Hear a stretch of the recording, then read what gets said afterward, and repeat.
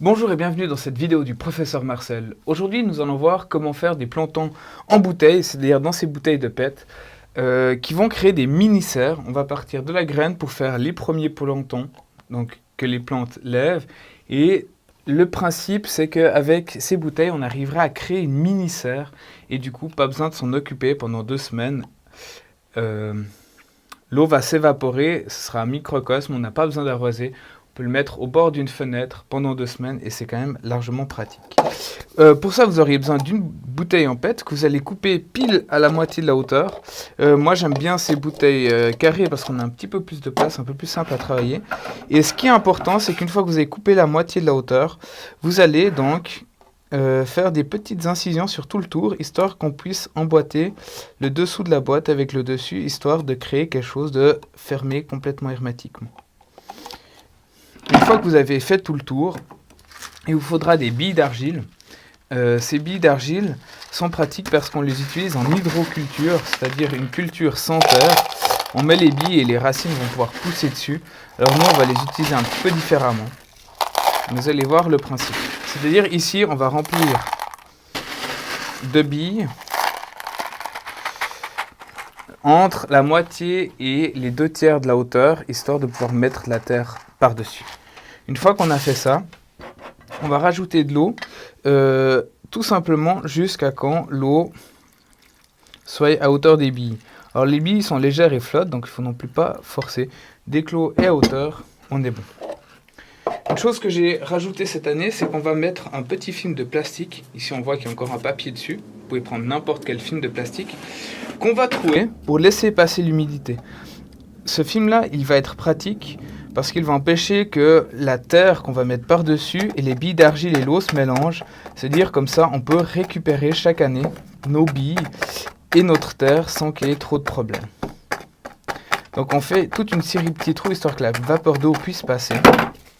Une fois qu'on a bien troué cette membrane,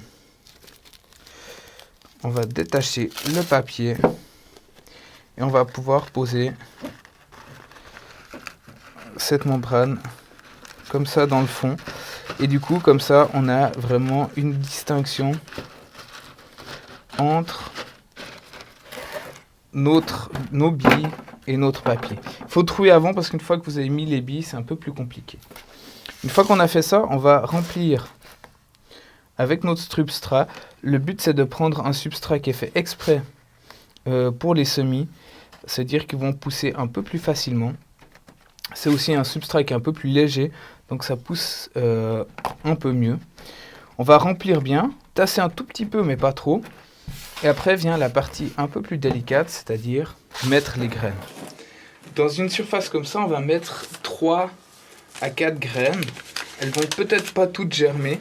Du coup, c'est pour ça qu'on n'en met pas seulement une. On en met 1 ou 2 ou 3. Ici, j'ai décidé 4 parce que j'aimerais bien en avoir au final en tout cas 2. Et j'ai pris ici des tomates ananas, une de mes sortes préférées. C'est-à-dire qu'on va essayer de regarder les graines, les sortir. Les graines de tomates sont toutes fines, donc il faut y aller doucement. Et on va sortir quelques graines.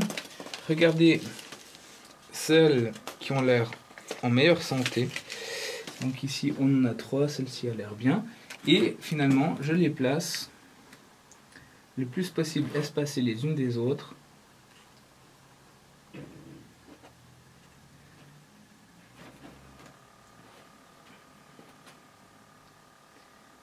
Là. Et les graines supplémentaires en trop, si elles sont en bonne santé, je les remets dans le paquet.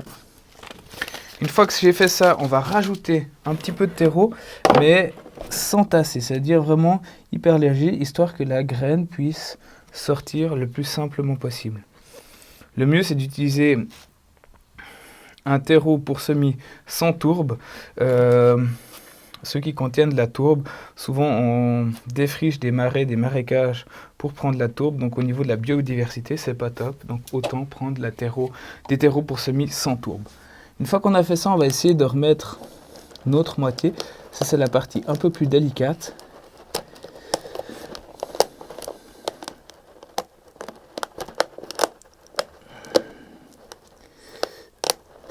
Et voilà. Donc, on a repassé notre demi. Notre bouteille est finalement complètement scellé. On va rajouter juste un tout petit peu d'eau. J'aurais dû le faire avant de mettre la bouteille, mais juste un tout petit peu d'eau en pluie, histoire de déjà mouiller le terreau. Pas trop, vraiment. Juste un tout petit peu, histoire que notre graine soit quand même un peu déjà au contact de l'humidité. Une fois que c'est fait, on remet le bouchon.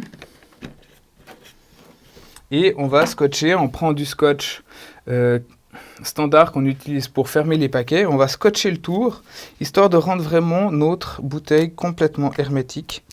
Et d'avoir du coup une espèce de mini-serre où on n'a pas besoin d'arroser. Où finalement l'humidité vient naturellement. Il ne faut pas avoir peur de faire 3-4 fois le tour, histoire d'être vraiment sûr que l'humidité ne s'échappe pas. Il faut vraiment avoir un truc fermé hermétiquement pour que nos plantons poussent le mieux possible. Bien contrôler que tout est scellé. Ce qui est important aussi, c'est que quand on a fermé notre bouteille, avant qu'on se dise c'est bien, le travail est terminé seulement quand on a marqué le nom de notre tomate et à quel jour on l'a plantée. Ça, c'est une étape essentielle. On doit toujours, en science, mettre ce qu'on a fait. Du coup, on reprend notre paquet qui est juste là. On regarde, donc c'est des tomates ananas.